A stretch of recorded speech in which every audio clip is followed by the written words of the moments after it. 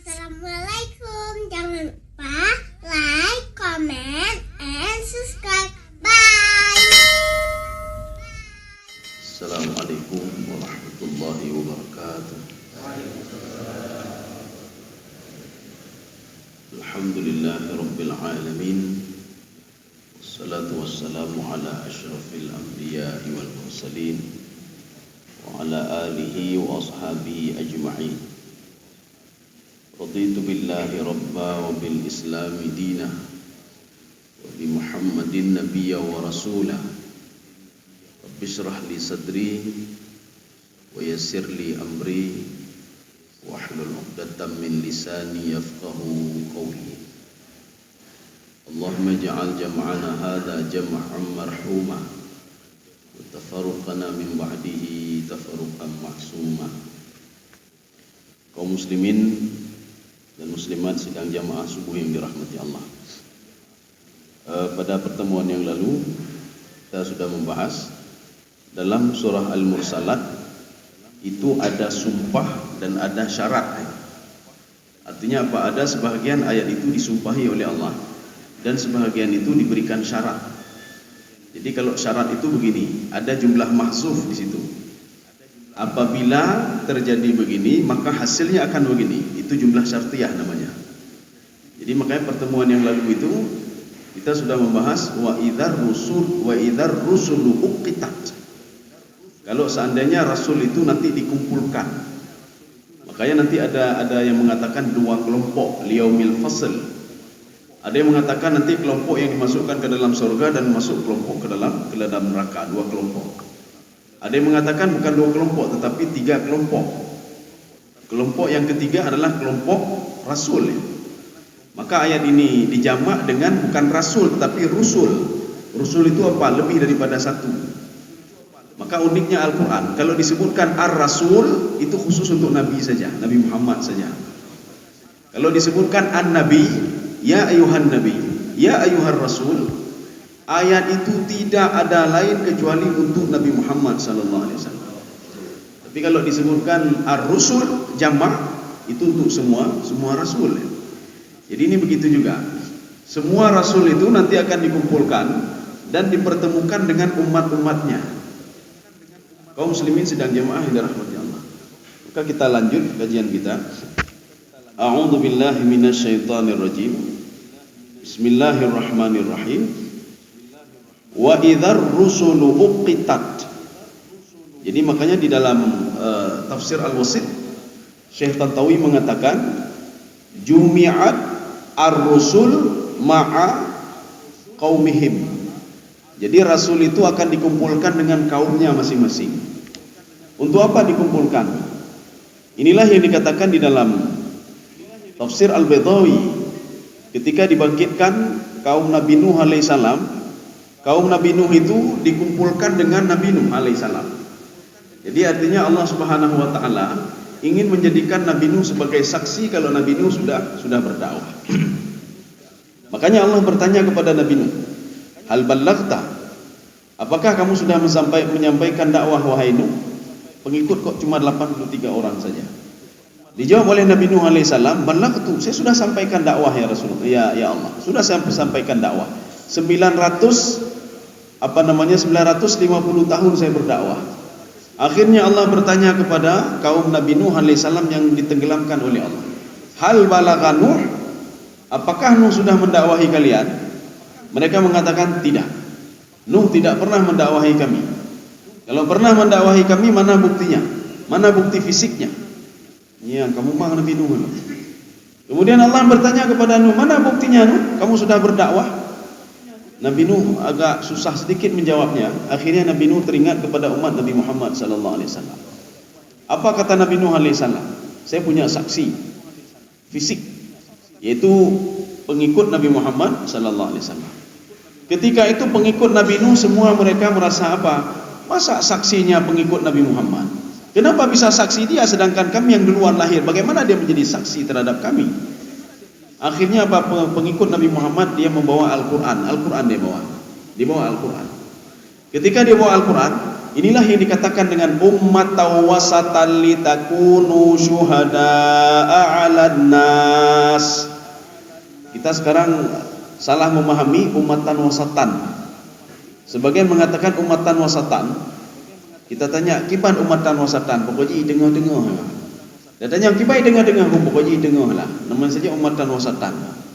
Saya tanya lagi kepada kelompok lain. Bagaimana menurut pandangan saudara ummatan wasatan? Jangan lebih-lebih sekali lah.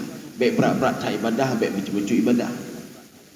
Kita masalah ibadah bukan masalah banyak dan sedikitnya, tidak. Ibadah itu masalah nilai. Tidak ada masalah kita beribadah sedikit tapi nilainya luar biasa. Ya. Untuk apa lagi kebun raya sampai berapa ton, tapi harganya itu lebih murah dibandingkan seekor burung kecil yang nilainya luar biasa. Bisa 1 miliar. Ikan begitu juga. Bisa 1 miliar harganya. Kenapa? Karena nilai. Jadi ibadah begitu juga. Ibadah bukan masalah banyak dan sedikitnya, tidak. Nilainya. Untuk apa banyak tak punya nilai? Lebih bagus sedikit tapi punya nilai. Sedekah begitu juga. Untuk apa banyak sedekah tapi tak punya nilai? Lebih bagus sedikit tapi punya nilai. Untuk apa badan hebat sekali tapi tak punya nilai? Hana nilai dan nyawa. Tetapi lebih bagus nilai di sisi Allah Subhanahu wa taala. Sebagaimana seorang sahabat itu, bukan sahabat pun dia. Kenapa? Karena dia tidak ketemu langsung dengan Rasulullah dan para sahabat yang lain. Dia cuma lewat-lewat saja sehingga sahabat mengatakan pemuda itu orang biasa-biasa ya Rasulullah. Sehingga Rasulullah mengatakan, oh jangan sembarangan kamu. Nilai dia luar biasa. Orangnya memang biasa.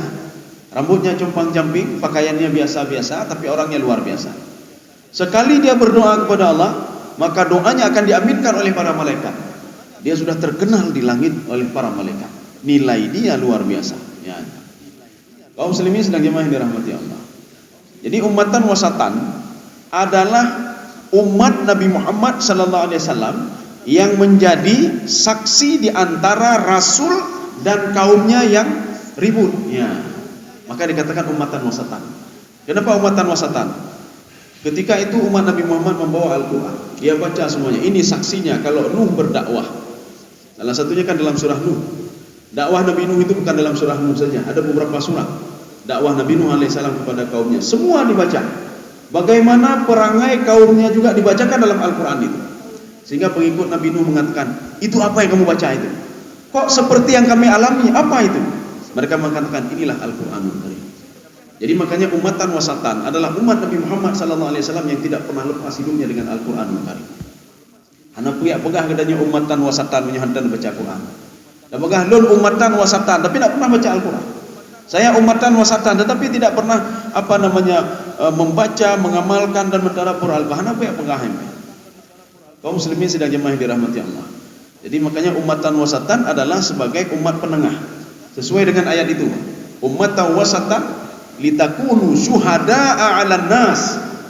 Jadi umat yang menjadi saksi di antara Rasul dan umatnya yang ribut satu sama lainnya.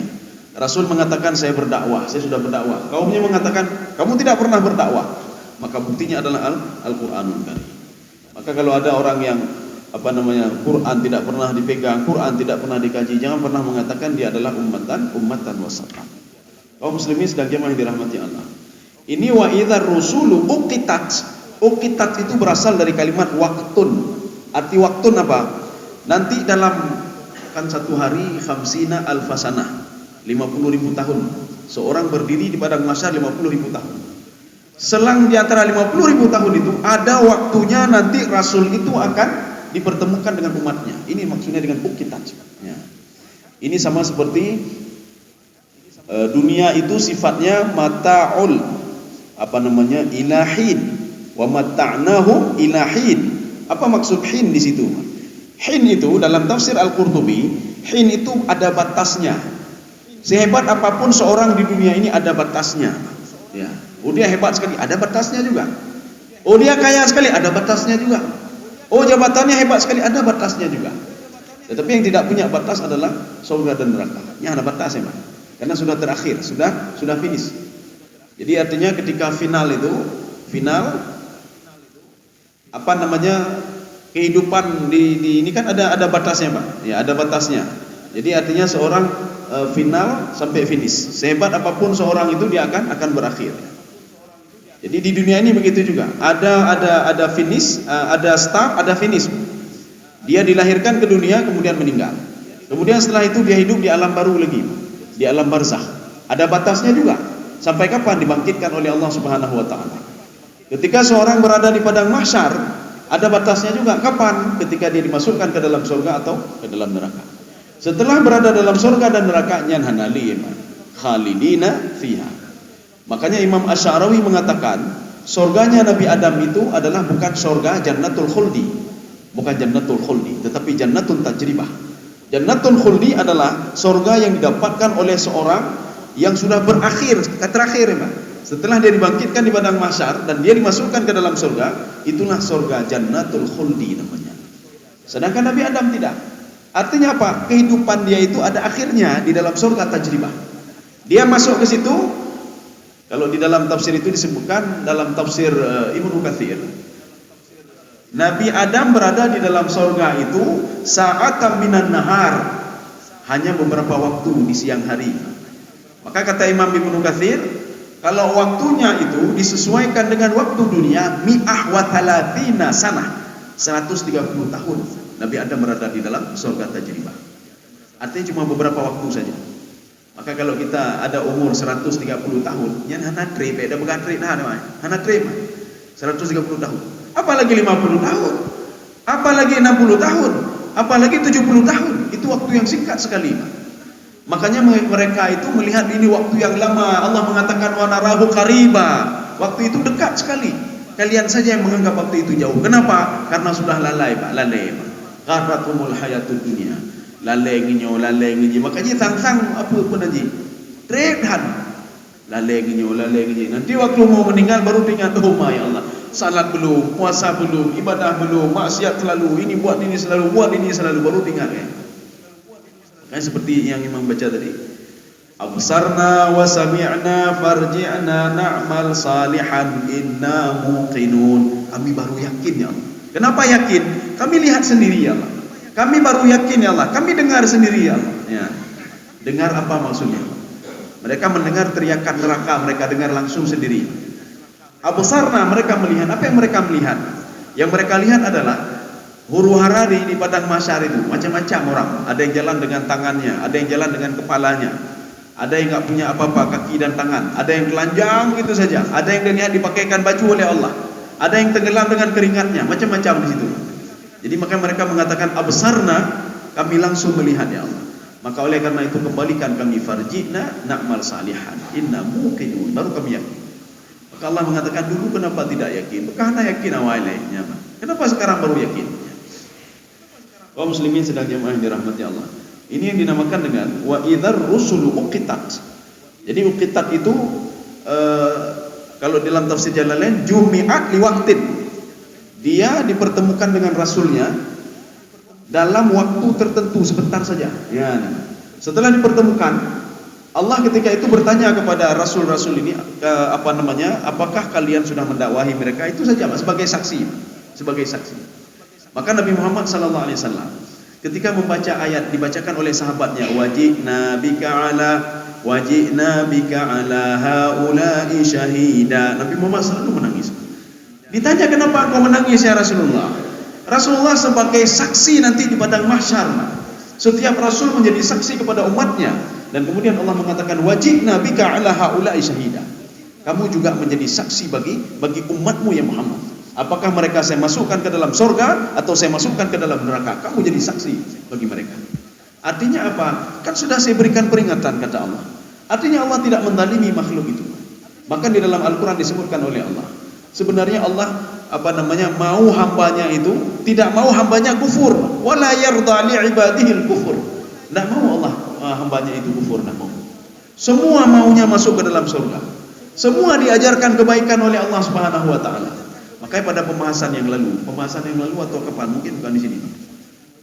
Allah mengatakan fadainahun najdain, kata Allah. Saya berikan kalian dua jalan. Saya ajarkan kalian kebaikan. Pergi salat, pergi ini, buat kebaikan. Jangan omongin orang lain, jangan ambil punya orang lain. Saya ajarkan kebaikan kepada kalian. Hasilnya begini kata Allah. Kemudian Allah katakan lagi, fahadainahun najdain. Saya ajarkan kejahatan. Rupanya kejahatan diajarkan juga oleh Allah. Allah ajarkan kepada kita, kalau kamu berbuat maksiat, hasilnya begini. Kamu berzina, hasilnya begini. Kamu korupsi, hasilnya begini. Maka Allah katakan, falaqtahamal aqabah. Kenapa tidak pilih yang baik-baik? Kenapa yang jelek kalian pilih, kata Allah. Ini kan sudah diberikan kesempatan. Artinya yang salah siapa? Manusia itu sendiri yang pilih yang jelek-jelek. Kaya itu pun nyembruk tapi pilih izin. Kaya itu pun zina itu fahisyah tapi dia pilih juga. Sudah tahu menzalimi orang lain tidak bagus, dia pilih juga. Maka Allah katakan falaqtahamal aqabah. Ini fa tafriq namanya. Jadi arti fa tafriq apa? Dari sekian banyak itu, kenapa kalian pungkiri? Kenapa tidak mau pilih yang baik-baik? Memang yang baik-baik itu susah, kata Allah. Susah itulah namanya aqabah. Aqabah itu kalau di dalam kajian Imam Al-Ghazali, di dalam kitab beliau Minhajul Abidin yang sudah disyarah oleh Sirajul Talibin, setiap ada yang susah-susah, itu Imam Ghazali mengatakan aqabah. Ya, lihat nanti kitab beliau Minhajul Abidin. Aqabah taubat, aqabah ibadah, aqabah sabar, aqabah, selalu menggunakan kalimat aqabah. Aqabah ini ibarat sebuah bukit. Seorang yang bertaubat itu ibarat dia naik ke atas bukit, berat sekali, Pak, berat sekali. Seorang yang bersabar itu ibarat naik ke atas bukit, berat sekali, Pak. Seorang yang akan berjamaah itu ibarat naik ke atas bukit, berat sekali, Pak. Maka Allah katakan falaqtahamal aqabah. Maka dijawab oleh Allah Subhanahu wa taala, kalian tahu enggak apa itu aqabah? Apa itu falaqtahamal aqabah? Mau tahu enggak kalian apa itu kebaikan-kebaikan? Salah satunya kata Allah. Ini satu saja kita ambil karena kita bukan membahas ayat itu. Fakku raqabah. Fakku raqabah. Di dalam tafsir manapun tidak dipungkiri kalau fakku raqabah membebaskan budak, ya. Fakku raqabah membebaskan budak. Pertanyaannya, kalau seandainya ayat itu membebaskan budak, berarti kita tidak bisa lagi membebaskan budak, ya kan? Ceritanya fakku raqabah, buatlah kebaikan. Salah satunya apa? Bebaskan budak.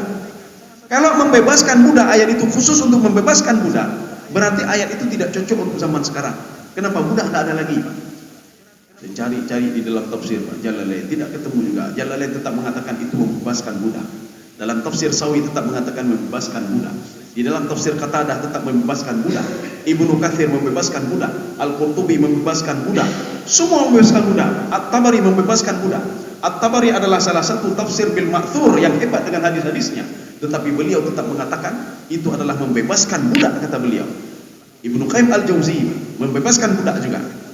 Sya'rawi, imam hebat, beliau mengatakan juga membebaskan budak. Itu adalah amal yang paling hebat.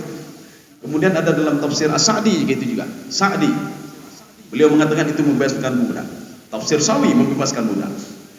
Saya yakin kalau itu ada kalimat lain yang Allah inginkan dari fakku raqabah. Akhirnya ketemu di dalam tafsir Ibnu Arabi. Apa kata Ibnu Arabi? Fakku raqabah, bebaskanlah hatimu itu dari belenggu nafsu. Ya, kalau kamu ingin ibadahmu tenang, bebaskan hatimu. Fakku raqabah. Jadi artinya apa? Beliau mengambil sebuah kalimat tasbih di sini. Ibnu Arabi. Jadi kata Ibnu Arabi, semua ketenangan jiwa itu ada pada jiwa diri kita sendiri. Kalau diri kita ini masih dikuasai oleh hawa nafsu, muhud ma'thir, maka ketenangan jiwa akan pernah kita ketemukan. Memang berat sekali untuk mendidik jiwa, itu berat sekali. Ya. Maka dikatakan dengan aqabah, ya, aqabah. Fakku falaqtahamal aqabah. Salah satunya adalah fakku raqabah. Membebaskan jiwa ini dari belenggu nafsu susah. Kita kalau sudah nafsu ngomong seperti ini selalu kita patuhi nafsu. Nafsu yang mengahai je mangat dengar je mangat nyo necok aju atagop cok laju atagop. Kenapa? Karena nafsu sudah menuntut kita untuk berbuat seperti itu. Maka oleh karena itu bebaskanlah hatimu itu dari cengkraman nafsu. Sebagaimana budak itu dibebaskan dari cengkraman tuannya. Budak tidak bisa buat apa-apa. Menjak temayang hancur di tempat, ya pegak kebaikan hancur di tempat. Dia harus selalu patuh pada tuannya. Ketika dia patuh kepada tuannya, tidak dapat apa-apa dia. Ketika jiwa kita patuh kepada nafsu, tidak dapat apa-apa dia. Apa yang tidak dapat apa-apa? Dia ingin dekat dengan Allah, tidak bisa. Dia ingin berbuat sesuatu, tidak bisa. Maka tinggalkanlah hawa nafsu itu. Ya. Kaum muslimin sedang jamaah dirahmati Allah.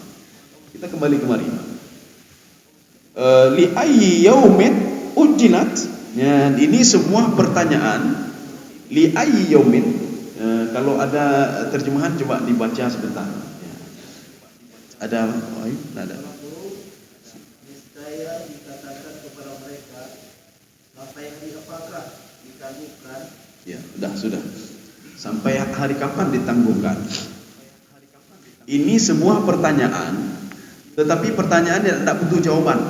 Tidak butuh jawaban. Jadi li ayyi yaumin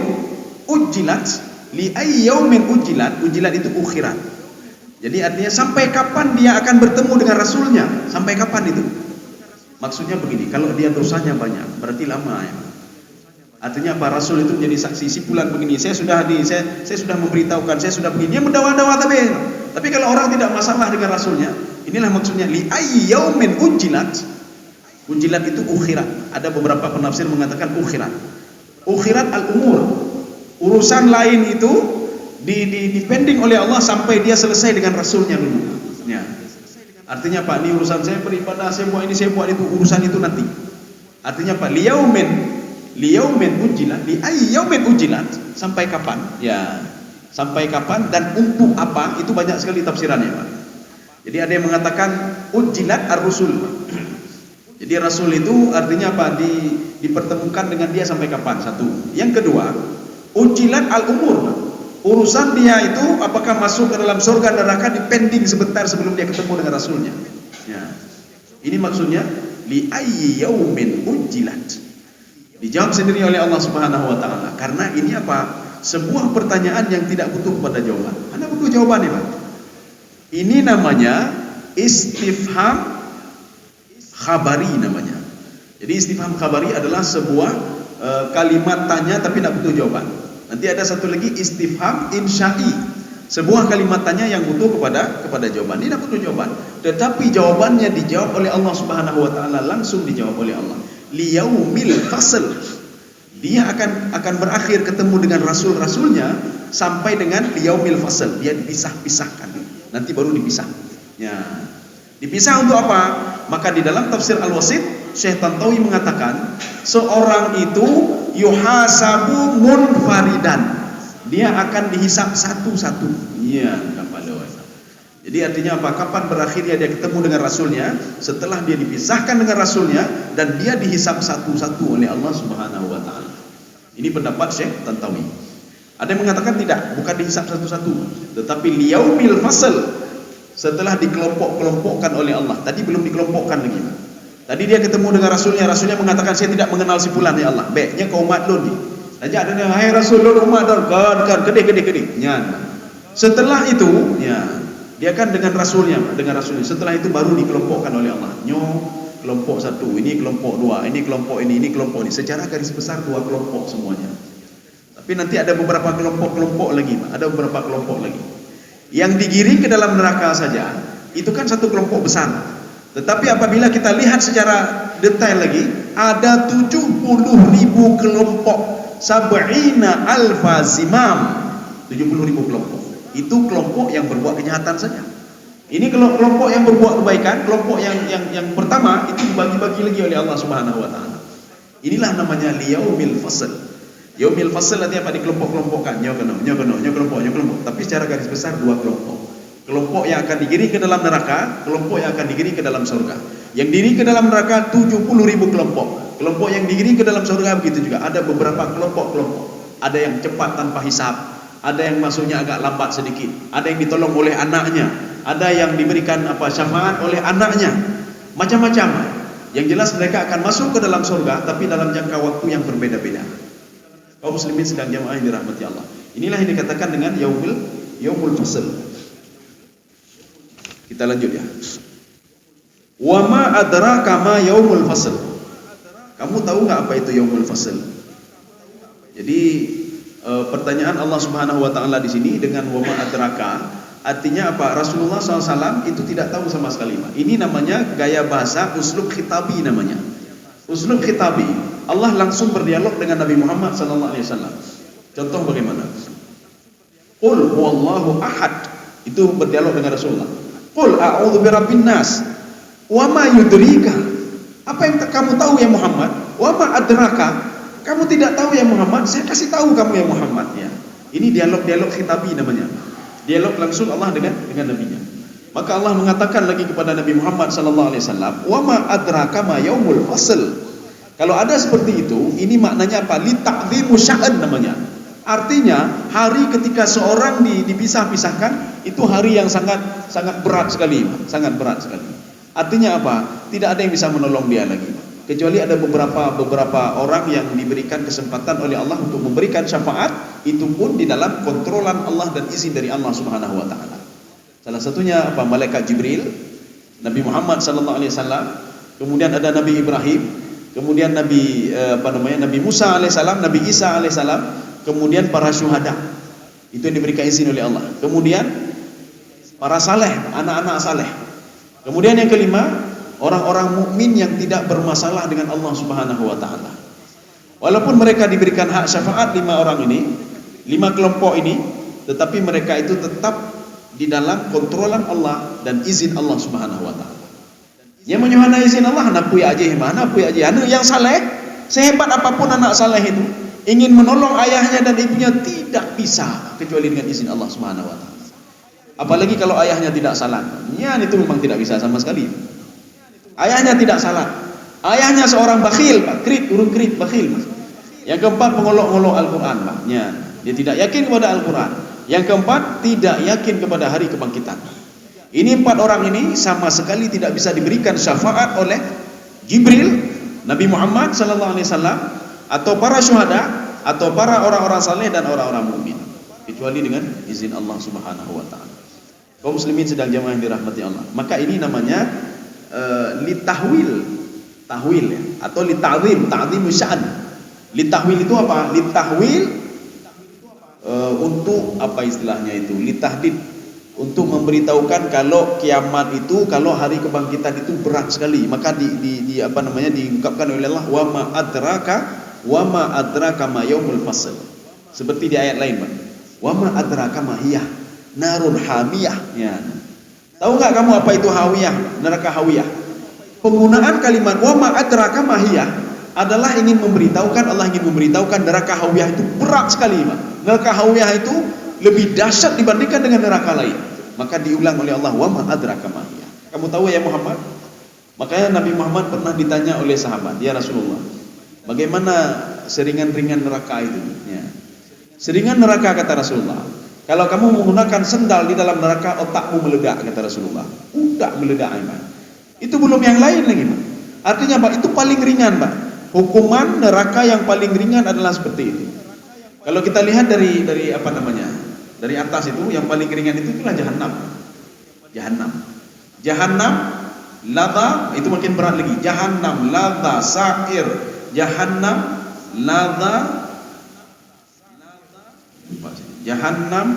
ladha, sa'ir, sakar, jahim, utama, hawiyah. Yang hawiyah ini yang paling berat. Maka Allah mengatakan, wa ma adraka ma hiya narun hawiyah. Kenapa dia paling berat? Karena dipersiapkan untuk orang-orang munafik. Orang munafik yang ketujuh ini.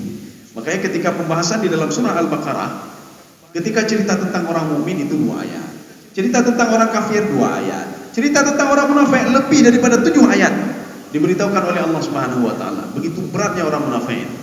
Kenapa? Dia salah, dia beribadah, tetapi pekacau gob, ipejeh gob, dia tidak yakin kepada Allah. Itu orang munafik. Sebagaimana yang hidup pada masa Rasulullah sallallahu alaihi wasallam. Kaum muslimin sedang jemaah yang dirahmati Allah. Kita lanjut lagi, Pak. Wailu yauma idzil lil mukadzibin. Itu diulang 10 kali oleh Allah. Coba lihat nanti. Wailu yauma idzil lil mukadzibin. Wailun itu ada 2 pendapat. Yang pertama, wailun itu diungkapkan oleh seseorang ketika dia ingin mengatakan celaka. Celaka kamu, itu wailun namanya, Pak. Ya waili, itu celaka saya. Termasuk apa? Ketika 2 malaikat akan mencabut nyawa orang-orang yang berbuat maksiat, apa kata 2 malaikat ini? Wailak, celaka kamu. Wailak, celaka kamu. Berapa kali diulang-ulang? Celaka kamu. Irji ilan nar. Kembali ke neraka. Keluar kamu, pergi ke neraka, kata 2 malaikat ini, kan? Menggunakan kalimat wail. 1. Yang kedua, wail itu juga digunakan untuk, dalam hadis Rasulullah, itu untuk lembah yang berada di dalam neraka. Itu wailun namanya. Maka wailun itu bukan nama neraka, beda pegang neraka wail. Hana neraka wail, tidak ada neraka wail. Neraka itulah 7, Pak. Sab'atu abwabin likulli babin minhum juz'um maksum. 7, neraka itu 7. Wailun itu bukan neraka. Wailun itu lembah di dalam neraka. Jadi kalau ada neraka jahanam, ada wail, artinya apa? Lembah di neraka. Artinya lebih parah di lembah dibandingkan di neraka itu. Makanya ketika Rasulullah SAW duduk dengan para sahabat, apa kata Rasulullah? Wahai sahabatku, ittaqu, ittaqu, hati-hatilah kamu. Ya, hati saya lupa lagi nih. Wahai sahabatku, takutlah olehmu, kata Rasulullah SAW, sebuah lembah di neraka. Sahabat bertanya, lembah apa itu ya Rasulullah? Lembah yang dipersiapkan, kata Rasulullah, lil qurra'in marra'in. Orang pembaca Al-Quran, penghafal Al-Quran, kata Rasulullah SAW, marra'in, ria. Baca Al-Quran bukan karena Allah, menghafal Al-Quran bukan karena Allah, mentadabbur Al-Quran bukan karena Allah, maka siap-siap saja dia akan dimasukkan ke dalam, ittaqu jabbal hasan. Takutlah olehmu jabbal hasan. Sahabat bertanya, wa ma jabbul hasan ya Rasulullah? Apa itu jabbal hasan ya Rasulullah? Adalah sebuah lembah di dalam neraka yang dipersiapkan bagi orang pembaca Al-Quran, penghafal Al-Quran, pentadabbur Al-Quran, yang dia lakukan semuanya ria, bukan karena Allah Subhanahu wa taala. Kaum muslimin sedang jamaah dirahmati Allah. Makanya kenapa ayat ini diulang 10 kali? Wailun yauma idzil lil mukadzibin. 10 kali diulang oleh Allah. Kalau tidak percaya coba cek ayat ini, coba kira nanti belum go. Ini untuk apa 10 kali ini? Litahwil namanya. Yang memang kalau kita ulang-ulang, kalau di dalam ilmu nahwu, Imam Sibawayh mengatakan ini merupakan kalimat pengulangan lafaz namanya. Artinya apa? Takkidul lafzi namanya. Karena takkid itu ada dua. Ada takkid maknawi, ada takkid lafzi. Lafzi, lafaz yang sama diulang oleh Allah Subhanahu wa taala. Fa bi ayyi ala'i rabbikuma tukadziban. Lafaz yang sama diulang oleh Allah. Artinya apa? Begitu menakutkan sekali orang-orang yang akan diazab oleh Allah karena mereka itu kufur kepada Allah Subhanahu wa taala, kufur kepada nikmat Allah. Maka diulang-ulang oleh Allah Subhanahu wa taala, fa bi ayyi ala'i rabbikuma tukadziban. Banyak manusia diberikan nikmat tapi dia lupa kepada Allah Subhanahu wa taala. Banyak diberikan nikmat tapi dia tidak teringat kepada Allah Subhanahu wa taala. Ini begitu juga. Wailul yauma idzin lil mukadzibin. Yauma idzin adalah gabungan dua suku kata. Yaumun idza barikal basar. Ya, nih Pak. Maka karena kalimatnya panjang, maka di press menjadi yauma idzin. Dalam Al-Qur'an, di dalam kamus tidak ada yauma idzin, Pak. Dalam kamus itu yaumun idza barikal basar. Yaumun idza khasafal qamar. Maka disingkatkan yauma idzin. Jadi artinya Allah mengatakan celakalah orang ketika kiamat itu, ya. Orang ketika di dunia dulu dia memungkiri hari kebangkitan. Dia tidak yakin kepada hari kiamat. Dia tidak yakin kepada alam barzakh. Celakalah mereka. Ya. Jadi artinya waktu itu ketika di padang mahsyar semua pasti yakin, Pak. Mandum yakin, Pak. Ini masalahnya ketika di dunia yakin apa enggak? Itu masalahnya. Sampai-sampai orang kafir pun ketika di padang mahsyar dia yakin, Pak. Bagaimana yang mengatakan tadi kan? Inna muqinun, kami sudah yakin ya Allah. Kau belum yakin itu dia, Pak. Karena kita memang sudah melihat langsung, apa yakin lagi? Yakin itu di sini, Pak. Kita belum melihat tapi sudah yakin. Artinya kita tidak bisa mendeteksi dua malaikat, tapi kita yakin. Kita tidak tahu bagaimana cerita-cerita lalu, bagaimana tentang surga, tapi kita yakin, Pak. Kita yakin. Untuk apa keyakinan setelah kita lihat? Oh, belum yakin. Oh, belum ya, Pak. Tidak ada fungsi iman kalau seperti itu. Ya. Maka diulang oleh Allah, wailul yauma idzin lil mukadzibin. Maka diulang 10 kali untuk apa? Litahwil. Tahwil itu apa? Tahwil itu gini, apa namanya? Sama seperti neraka. Kalimat neraka dalam Al-Quran ada yang menggunakan alif lam. Finnar, annar. Ada neraka yang tidak menggunakan alif lam. Naran talazza. Kenapa tidak annara talazza? Itu apa bedanya? Kalau seandainya menggunakan alif lam, itu ma'ruf. Artinya apa? Seorang berbuat kejahatan, dia dapat murka Allah, akan dimasukkan ke dalam neraka. Tetapi ketika kalimatnya naran talazza, itu sebuah kalimat ingin menakut-nakuti. Kalau neraka itu pedih sekali, neraka itu menyala-nyala, maka tidak menggunakan alif lam. Ini namanya litahwil namanya. Ini begitu juga. Litahwil, untuk menakut-nakuti manusia. Kalau dia tidak siap nanti ketika dibangkitkan di padang mahsyar, rugilah orang-orang seperti ini, kata Allah Subhanahu wa taala. Yang katanya kadang-kadang maka sudah ditakut-takuti ini, meyo dan hana yo sih. Alah, panena neraka hana beti. Menyana beti kagelah biarin saja fadarhum ya'kulu wa yatamatta'u wa yulhihimul amal. Maka Allah katakan kalau kita sudah mendakwahi seseorang, dia nak mau percaya juga, biarin saja. Ya'kulu, dia makan haram, biarin saja. Yang jelas kita sudah mendakwahi dia. Wa yatamatta'u, dia menggunakan fasilitasku kata Allah. Dia menggunakan ini, biarin saja, dia akan mati juga kata Allah. Mati cinta. Nanti baru dengar keluarnya ada hukuman lagi. Maka tidak usah kita ambil pusing. Kita mendakwahi orang lain, tak pernah ada. Kalau dakwah lang kampungnya di Pluton tapi hana urun semayang je. Nyampe pengeh-pengeh, biarin saja mereka. Yang jelas kita dakwahi. Kita sudah ngomong baik-baik, jangan korupsi. Dengan biarin saja. Kalau untung bikin aja. Hana untung bikin, hana tepu-tepu bikin. Cuma kita beratnya apa? Ketika nanti akan diturunkan azab oleh Allah, kita kena azab, itu masalahnya. Ya. Dia biarin saja, nanti ada yang mengatakan urusan roh yang jibnya lo, yang pegangnya lo betul ke urusannya. Ketika dia azab, dia kena umpaknya, masalah kena umpaknya. Tetapi kalau Allah janji Allah Subhanahu wa taala, orang yang sudah mendakwahi sesuatu itu, tapi orang itu tidak mendengar, tetap buat maksiat, orang yang mendakwahi tadi tidak kena azab Allah Subhanahu wa taala. Karena azab itu kan ada dua. Ada azab zahir, ada azab batin. Azab zahir bagaimana? Kampung dihancurkan oleh Allah. Dihancur kampung oleh Allah. Diturunkan musibah oleh Allah. Diberikan gempa oleh Allah. Diberikan banjir oleh Allah. Nanti ada yang lebih parah lagi, azab batin. Azab batin, Pak, kampung itu keluh kesah semuanya, Pak. Tutah. Padahal semuanya ada sama dia, tapi dia susah selalu, Pak. Ini namanya azab batin. Ini yang kita takutkan, Pak, azab batin. Fasilitas ada, semua ada sama dia. Tetapi ketenangan jiwa ada sama dia. Batinnya susah sekali dia. Nyan mulai dia azab batin ya Allah Subhanahu wa taala. Sampai meninggal dia terus seperti itu, Pak. Kalau dia tidak dekat dengan Allah Subhanahu wa taala. Tapi dek sial jak kena omah hana berkah, jak gini hana berkah, pegang tutah dak lagu wade, tempit dak lagu, sempit waktu sama dia.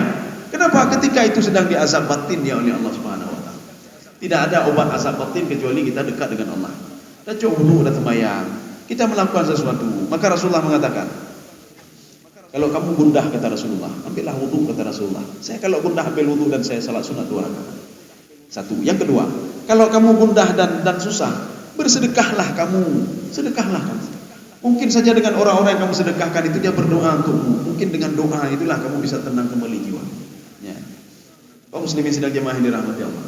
5 menit lagi, kita ambil waktu 5 menit lagi. Alam nuhlikil awwalin. Ya, ini ayat 16. Kalau ada terjemahan, coba dibacakan sebentar. Ya. Ya, ini maksudnya begini. Ini hamzah ini istifham, ini namanya istifham takriri namanya. Arti takriri apa? Manusia sudah tahu, cuma diulang-ulang oleh Allah. Manusia tahu kalau dulu ada kaum yang dihancurkan oleh Allah. Mana buktinya? Para peneliti itu dia teliti. Oh betul rupanya. Ada kaum-kaum terdahulu yang dihancurkan oleh Allah Subhanahu wa taala. Ada kaum Ad hancur, kaum Samud hancur. Mereka tahu. Sampai orang-orang barat yang tidak yakin kepada Al-Qur'an juga dia yakin dengan penelitian ini. Kalau ada kaum yang sudah dimusnahkan oleh Allah Subhanahu wa taala. Maka ini namanya istifham litakrir namanya. Makna takrir, manusia tahu bukan tidak tahu. Bukan dia, hana lun depulun hana. Tidak ada sejarah kan, artinya kalau sejarah itu kalau sudah ramai orang sudah mutawatir. Ya sudah mutawatir. Ketika begini. Nanti ada yang belum pernah ke Ka'bah ya, Pak. Ipegah ada cerita kok Pak, urung-urung wo dari haji ipegah ada. Hai Ka'bah pedak, warna hitam pedak. Nya nyuhana di film. Oh bina. Wala urung lain, hai Ka'bahnya pedak ipegah. Ya, di sudutnya ada Hajar Aswad. Oh bina. Pulang lagi orang lain, Pak. Cerita ini menjadi cerita mutawatir. Arti mutawatir apa? Sudah kuat cerita ini. Tiba-tiba iwo tidur urang ya pengen. Hai Ka'bahnya segitiga, hana beti. Oh segitiga ro tidur ro yang pegah urang lain segi 4 udungga, kumpul selagi kumpul. Ro yang pegah segitiga hana beti. Iwo lah urang lain, hai Ka'bahnya bulat, hana beti. Yan, Pak. Kenapa? Cerita sudah mutawatir. Begitu juga sejarah. Sejarah dulu itu sudah menjadi sejarah mutawatir. Tidak ada yang tidak tahu cerita kaum Ad dan kaum Samud. Walaupun ceritanya itu direkayasa kembali, orang tidak percaya. Oh kaum Ad tidak percaya. Kenapa? Karena ceritanya sudah mutawatir. Maka Allah mengatakan dengan alam nuhlikil awwalin, dengan kepala kalian. Coba kalian teliti kata Allah. Apakah betul cerita itu kata Allah? Kalian tahu semua kata Allah. Orang dulu itu orang hebat-hebat, saya matikan juga mereka. Ada nggak yang hidup sampai sekarang? Tidak ada kata Allah. Fir'aun hebat sekali. Mana kehebatan Fir'aun sekarang? Tak ada lagi. Mana le? Kanggo mandung. Karun katanya hebat dengan harta. Mana dia sekarang kata Allah? Tak ada lagi kata Allah. Maka adalah menjadi iktibar bagi kalian kata Allah Subhanahu wa taala. Kalau kalian juga nanti meninggal dunia. Ini namanya litakrir. Saya rasa cukup sekian. Ya? Una kaji ya? Berarti menyona kaji baik pertanyaan dia. Ya, jadi kita cukup ya, enggak usah pertanyaan lagi ya. Ya. Jadi mudah-mudahan ada manfaatnya bagi luar dan jemaah sekalian. Subhanakallah wa bihamdika asyhadu an la ilaha illa anta astaghfiruka wa atubu ilaik. Assalamualaikum warahmatullahi wabarakatuh.